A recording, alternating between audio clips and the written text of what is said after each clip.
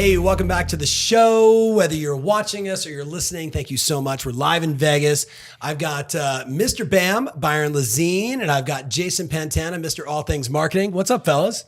Rock and roll. Having fun.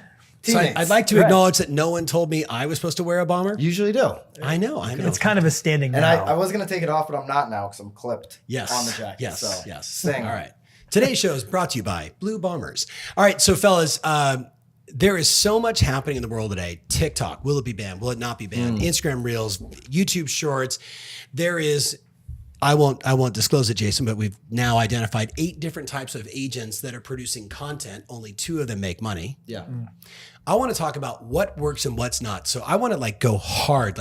Someone is listening right now, whether they have been doing content or not doing content, they need to know, how do I cut through the noise and how do I actually produce content that is meaningful and significant that will either create top of funnel opportunities or help me close deals at the bottom of the funnel. Everything else at this point is just going to be noise, is my hypothesis. What say you? Where do you want me to start? Yes. Yes. I think last year I went hard on TikTok. And I think for, a lot of agents, that was a theme. Let's go really deep on TikTok in 2022. Turns out that was probably for the local agent looking to drum up business in their market was a mistake. If we're being clear on that. TikTok's algorithm was why? Well, TikTok's algorithm was so juicy, right? Yes. So it was like, I'm gonna go for you. Right. Yeah. For you page, and you can go out there and just clean up. If you were a new account on TikTok in 22, you likely grabbed 10, 20, 30,000 followers in a quick time frame, a lot of views, right? Yep. And you probably got a lot of, attention onto your Instagram. So maybe there was a little bit of impact there, but it wasn't your local impact. No. So if your goal on social media was to make a real impact in your local market, you wasted a lot of time on TikTok. Right.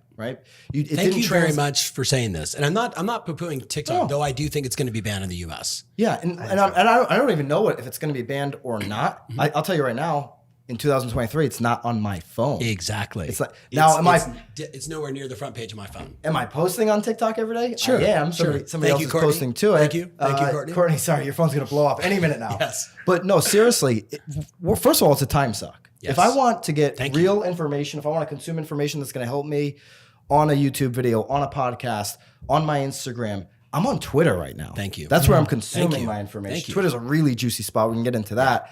And TikTok was good for what I needed it for, but I also wasn't trying to pick up listings personally in my local market in 2022. Yes. And for the team, we didn't go deep on TikTok because it didn't make sense. No. We stayed into Facebook, we stayed into Instagram where our clients were. Right. Jason, what say you? Can I double down on that? Please. So I think YouTube has a strategic advantage. I think if what you said comes true and TikTok does get banned, my prediction is that YouTube stands the most ready to seize that opportunity because if you look at Facebook and Instagram, they have their reels, but their algorithm is still really tied to your personal network. And I want to talk about that in a second. And unless you spend money, you don't get views. It's just too noisy in the space now. Yeah. It's too busy. Yeah. But on YouTube, their algorithm, they stand to have the best chance with their shorts of really stepping into that opportunity. What else is true about YouTube is that they're a higher intent search engine already. Right. And so I have a couple of thoughts. I think YouTube's a massive opportunity. I think agents should be asking themselves the question, does my subject matter in terms of what I create content-wise work better in a long form setting or a short form setting? Unpack that. Well, so I'll use me as an example. I make a lot of short form videos, but to be honest, I also make long form videos for our podcast and whatnot, which over time get a whole bunch more views. And I'm watching a lot of agents who are struggling to create short form content because they're having to find a way to say it in a shorter setting, try to fit it down and condense it. When if they had just done a podcast or gone long form and then paid someone to chop it up and post it as shorts that drove to the long form content later, they probably would have gotten a lot more bang for their buck in terms of the content they created. So a couple of things. One, I think YouTube's got a big opportunity. Two, I think you should be asking the question, how can I leverage long form and then create short form chops that drive to the long form content so that I can have the best of it all. The best of the top of funnel that drives to my middle of funnel, higher intent, watching longer durations that ultimately leads to business. Yes. A lot of our clients who are crushing it on YouTube are the ones who are generating literally hundreds of leads in market, hand raising buyers and seller leads. We're looking at clients who do listing videos on YouTube that are 7 to 9 minutes long, and they're killing it. They're doing podcasts, they're doing knowledge broker content, and they're building massive consideration for their businesses. Facebook and Instagram, I think you're right to stay local there because they're still LinkedIn too. I would throw into that mix a little bit. It's your network, so to speak. But one thing to be aware of is Zuckerberg made a comment at an earnings report last year where he said by the end of 2023, 30% of what we see in our feeds on Facebook and Instagram is going to be AI suggested content, which is basically to say 30% of what you're going to see in your feeds is basically them trying to be TikTok, where they're going to basically keep suggesting us stuff from strangers that we might be interested or entertained by. Right. But the way I look at that is as an agent, you're potentially losing almost a third of your ability to reach your consumers, your network, your past clients and sphere who are following you there. So you have a couple of options, but the main option is you start paying to play. Okay, this goes back to the fundamental difference between Facebook and Instagram, which we all love and we've all used, but the only reason it's effective for me is advertising, right? YouTube, non-advertising. That's right. Super effective.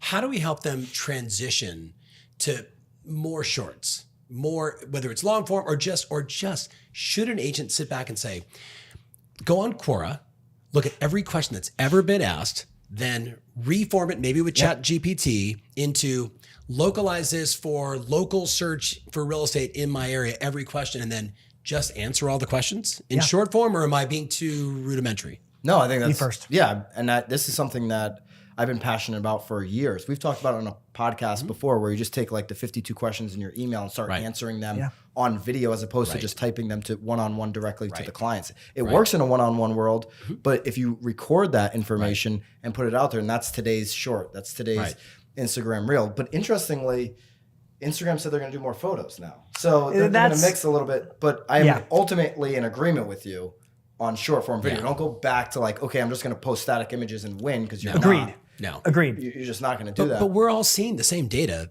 All the action is inside of Reels. Yeah. That's where you get way more eyeballs, way more time, way more attraction. Depending upon the size of your following. There's two ways to do it to get great short form content. It's sit down and do 30 videos at a clip and have your month. Batching. Or it's to do one long form piece of content a week. And you're like, if you're going to do 30 minutes, 40 minutes of long form content and chop, you're going to get 2 or 3 really good clips. Sound bites, Maybe once in a while you'll get 4 to 5, but you can count on 2 or 3 every single time if you're talking on a topic that's interesting enough. Right.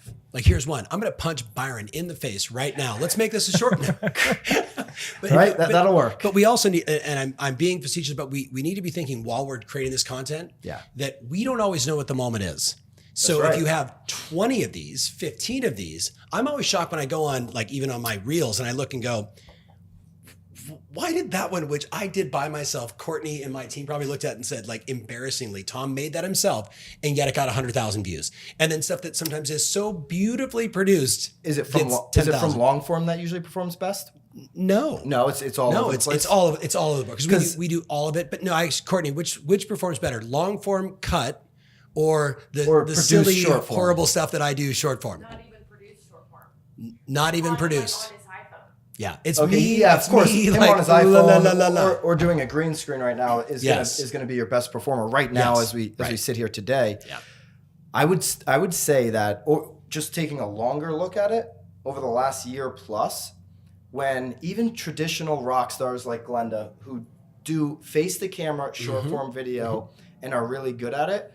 When I put Glenda in a podcast setting last year, what happened? The most viral short form video in real estate of all year went over 20 million views. Dave Ramsey covered it. Right. Because she was a little bit at a higher level being on a podcast and having an engaging conversation, then mapping out all the content. And her content is great. Right. And touched a controversial topic. Absolutely. Right. So there's which is not unusual for Glenda. Right. No, that's not unusual. Yeah. But the point is, when you do long form, you don't know where the conversation is going to go. Bingo. And it can go into a place that gets real unique that you haven't even really actually thought about, and you're articulating it in real time, and boom, you have a massively explosive clip. Yes. So I would argue there's a couple of things to think about. One, what is your subject? What are you going to talk about? What is your subject matter expertise? Right. And then does it lend itself better to short form or long form? Because there are some, like the questions, the 52 questions in your inbox or whatever.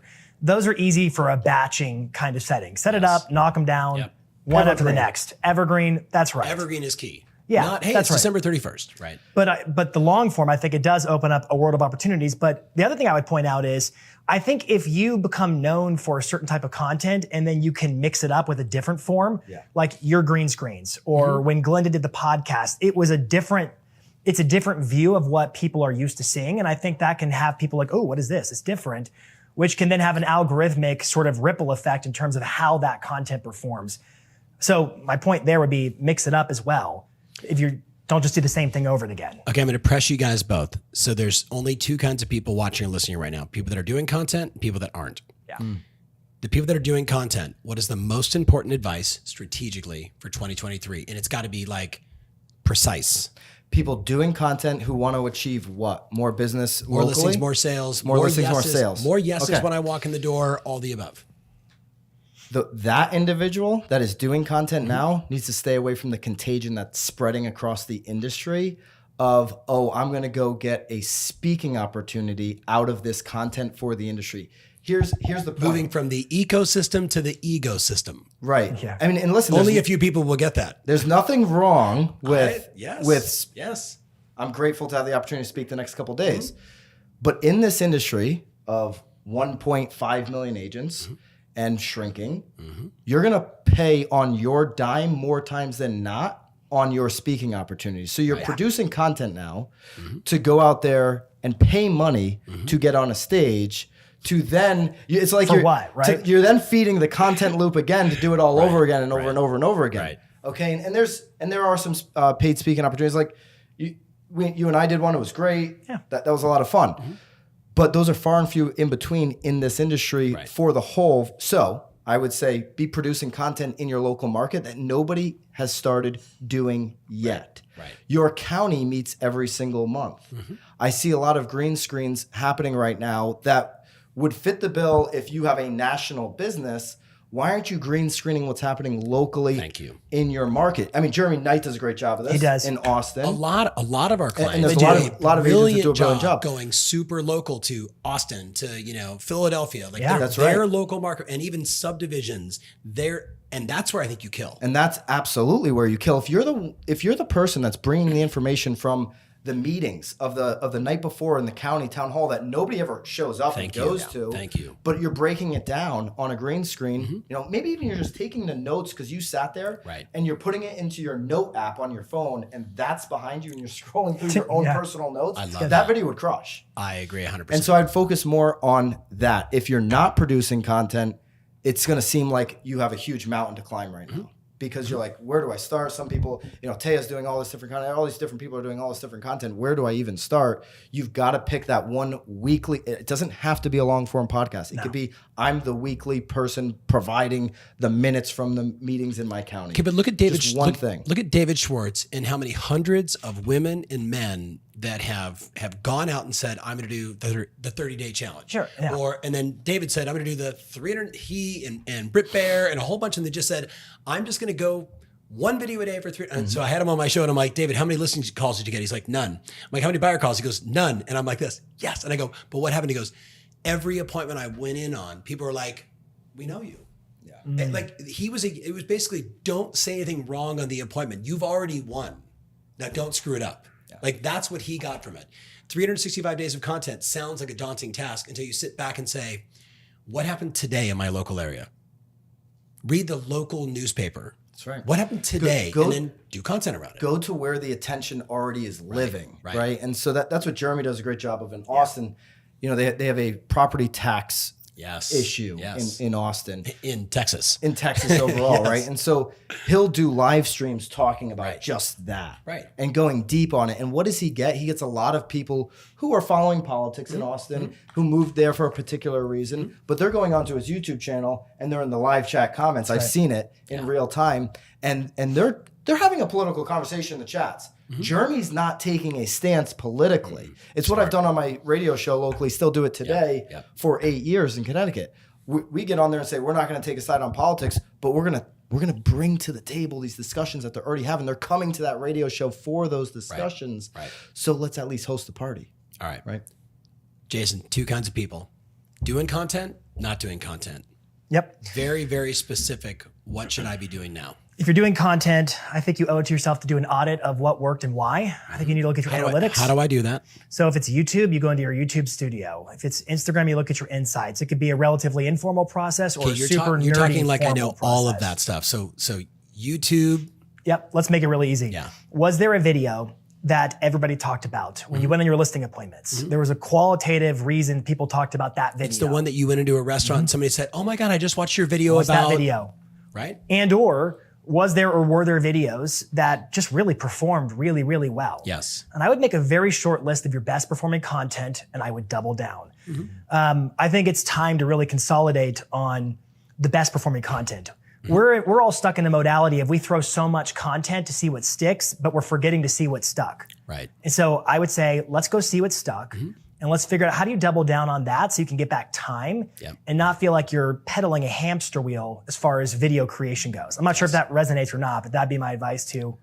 Listen, I mean, we talk about so often. I did a little short form piece of content, plays at work. Look back, what worked, what didn't. We need to look at that in every facet of our life and of course in our business. And when you find something in the analytics that continues to grow over time.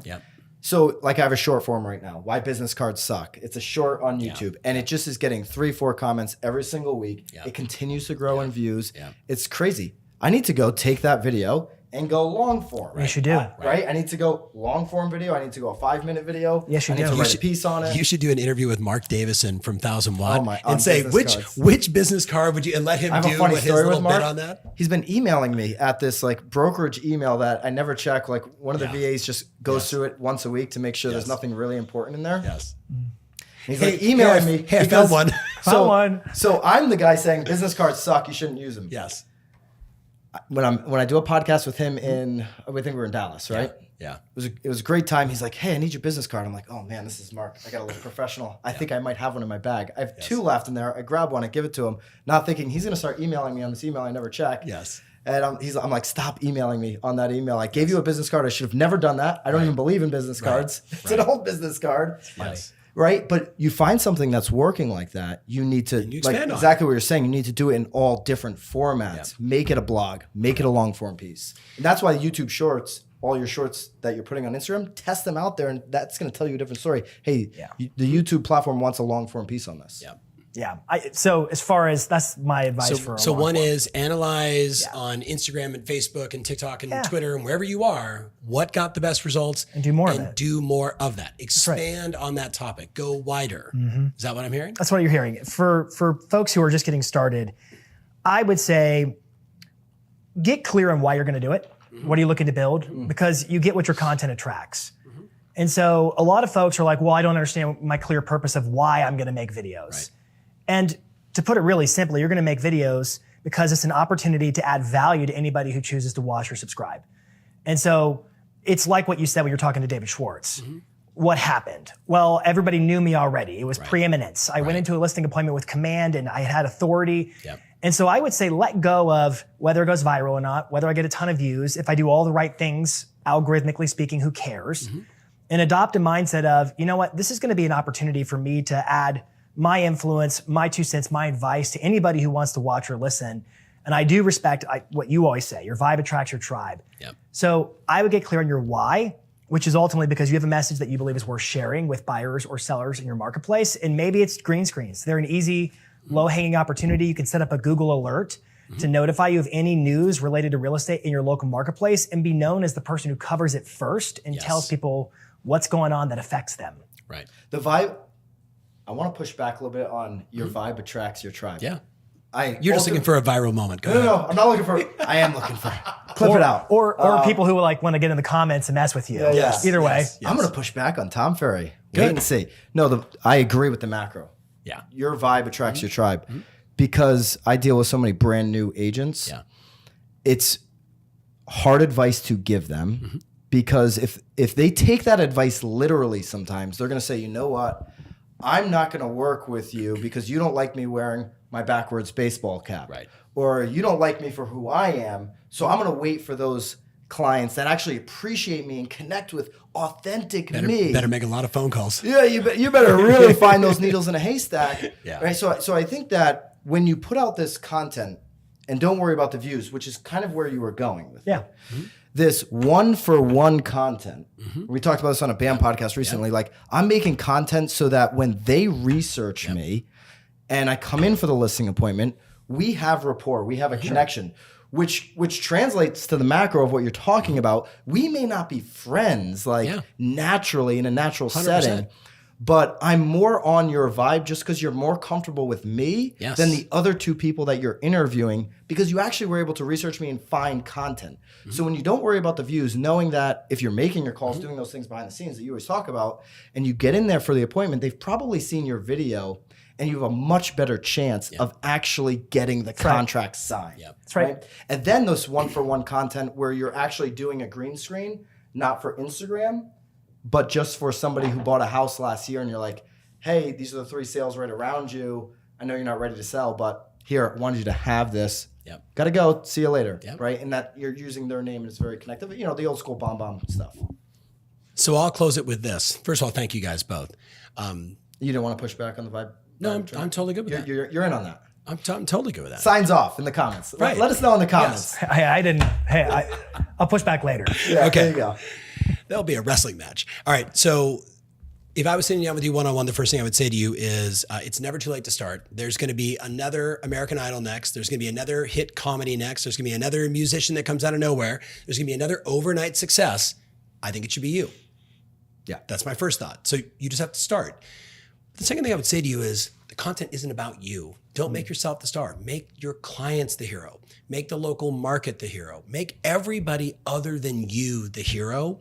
And what happens when you do that, when it isn't just me, and look at me, then people are like, okay, I can, oh wow. Like there's just a know, like, and trust that I think just goes through the roof versus the person's like, look at me, right? Like, look what I did, no, you would argue there's a place for, I need to be able to say, here's my recent sale and here's a recent transaction and here's how I slayed the dragon. But I think if you just fundamentally say, the person that's the star of my show is my client. It is the future buyer. It is my current buyer. It is my last buyer. It is my future seller. It is my current seller. It is my last seller, renter, investor, whoever you want to work with. And if you just think about him or her or that couple or that individual, and you just pour yourself into them, you will be that next American Idol, whether it is just in your local marketplace, which, by the way, I'd argue is more than enough, or you just might be that next celebrity agent. So that's my advice. Thank you so much for watching. Thank you guys. Can I do a bonus add on to that? For sure. Are you going to say your vibe attracts your tribe? No, I'm going to say that when we were in Dallas, you were in the room in a mastermind. Tom had the most brilliant idea for what you just said. Somebody write this down. Your future seller, your future buyer. Yeah. Interviewing the 35-year, not 35 years old, but 35-year homeowner, been in the same house for 35 years, in their living room, which is probably unchanged in 35 years, and doing an interview with them, maybe reaching out to 6 and creating a little mini series. That to me is still preparing your home for sale. The best undone content. I'm waiting for somebody to do it in 23. You know who's going to be pissed? Everybody in the hashtag 1200 listing attraction mastermind that you're dropping super secret insights. No, that was before the 1200 mastermind. That was a different mastermind. That was Which one was that? This was the video mastermind. I thought we were trying to end the podcast. We were talking about the that was iconic video video. mastermind. All right, Courtney just goes, you guys are done. All right, thank you so much for watching. Follow these knuckleheads. And hey, comments, listen, the more comments we get, the more we know what's going on inside your head. So please give us comments, give us feedback. We are here to serve you. Thank you. Whose bomber jacket is better, mine or Pantana's?